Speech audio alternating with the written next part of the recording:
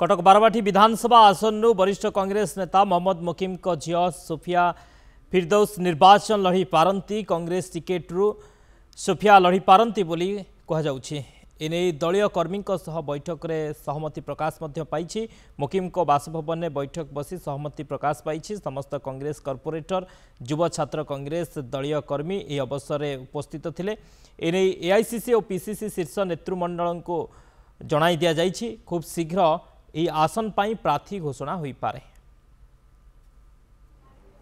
किछि व्यक्ति समस्ते कहते किंतु आमे ना सोफिया संग कथा ना अन्य मान सहित कथा से कहली विभिन्न पर्यायर समस्त सहित आलोचना करला परे जाइए एक निष्पत्ति आम उपनीत हूँ।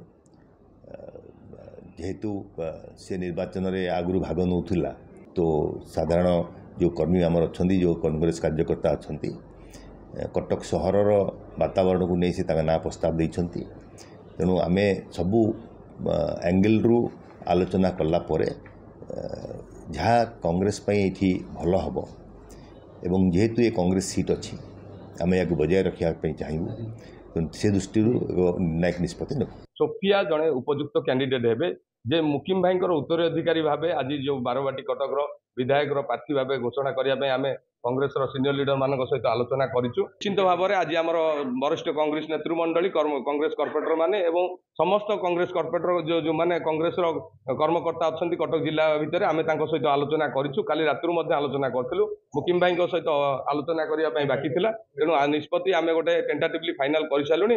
खाली वरिष्ठ कांग्रेस नेतृमंडली सहित आलोचना होला टिकेट डिक्लेयर हम।